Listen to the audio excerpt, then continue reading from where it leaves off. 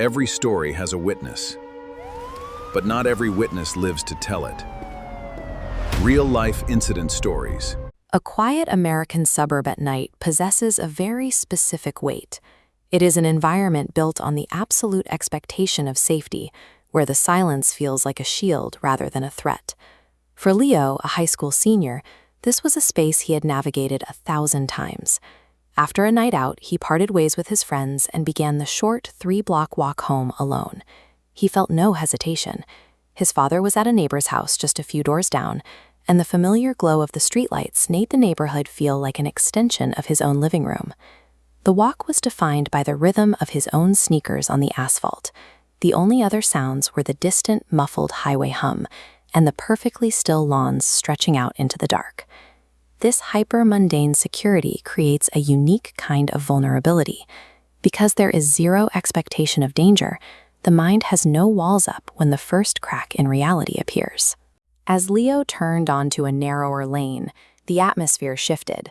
The path was dominated by a single malfunctioning utility light that cast a strobe-like, intermittent glare across the empty road. A woman stepped out from the shadows of a driveway and moved directly into his path, appearing as suddenly as a flash of the overhead light. Her appearance offered no immediate cause for alarm. She was dressed in an ordinary trench coat, the kind of unremarkable silhouette you'd expect to see in any lane. She asked for the location of the old cremation ground. Operating on social instinct, Leo suppressed his rising confusion. He pointed her in the right direction and gave her the instructions she asked for. The woman didn't respond with a thank you. She held him in an emotionless, unwavering stare for a moment, then quietly walked past him, disappearing into the darkness behind him. Within the safety of a familiar neighborhood, the human brain will work to categorize even the most bizarre behavior as a harmless eccentricity. Leo turned his back and kept walking, trying to rationalize the encounter. The first sign of trouble was the silence. Leo realized he couldn't hear the sound of her footsteps on the pavement behind him. He stole a hesitant glance over his shoulder. In the distance, her silhouette appeared structurally normal, still moving away into the shadows, but a wave of irrational dread forced him to stop. His body moved before his logic could catch up, and he turned completely around to look at her one last time. The woman was still moving away, but her lower body had undergone a sickening inversion. Her feet were pointed toward him, and her knees were bending backward like a bird's, marching directly in his direction while her torso receded. Leo stood frozen.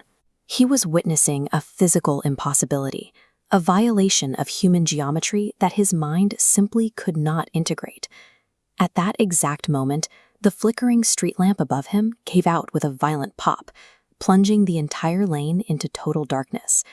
When the light hummed back to life a fraction of a second later, the lane was empty. There was no woman, no sound, and no place she could have gone.